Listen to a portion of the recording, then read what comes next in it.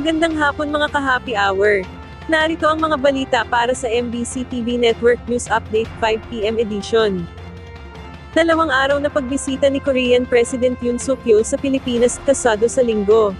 Yan ang MBC TV Network News ni Kyle Bulias. Nakatakdang bumisita sa Pilipinas si South Korean President Yoon Suk Yeol sa darating na October 6 hanggang October 7 kasunod ng imbitasyon ni Pangulong Bongbong Marcos. Ayon kay Korean Ambassador to the Philippines na si Lee Sang-hwa, ngayon lamang ulit makabibisita ang isang Korean President sa Pilipinas sa nakalipas na 13 taon. Magsasagawa ng bilateral meeting si Yoon at Marcos para talakayin ang iba't ibang isyu sa politika, security at defense, maritime, economic at development fields, people-to-people ties at iba pa. Inaasahan namang magbubunga ito ng mas matibay na Philippine-Korea relations. Sabi naman ng Presidential Communications Office, bahagi ng state visit ni Yoon sa bansa ay ang ika-75 anibersaryo ng diplomatic ties ng Pilipinas at Korea mula noong 1949. Para sa MBC TV Network News, ito si Kyle Bulias, una sa Pilipinas, una sa Pilipino.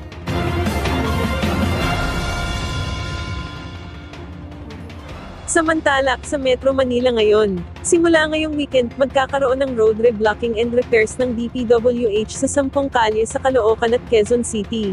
Pasadong alas 11 ng gabi kahapon, inaabiso ng Metropolitan Manila Development Authority o MMDA na matatagal hanggang sa araw ng Lunes, October 7, sa ganap na alas 5 ng umaga.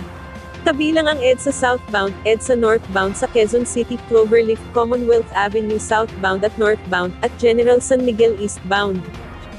Sa Pasig City naman, asahan ang apekto ng daloy ng trapiko sa 2 kalye sa Barangay Rosario simula bukas at sa Lunes, sa ganap na alas 7 ng umaga, at alas 5 ng hapon. Ayon sa Pasig City Public Information Office, kabilang ang Dr. Sixto Antonio Avenue at Rosario Boulevard ang inaasahan ng apekto ng daloy ng trapiko dahil sa isasagawang aktibidad para sa Araw ng Rosario.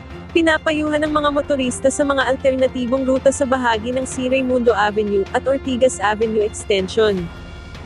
Bago tayo magtapos, narito na ang Christmas countdown ngayong araw ng Sabado. 81 days na lang, Pasko na. At yan ang mga balita para sa MBC TV Network News Update 5 PM edition. Samahan ninyo kami bukas mula alas 9 ng umaga hanggang alas 5 ng hapon.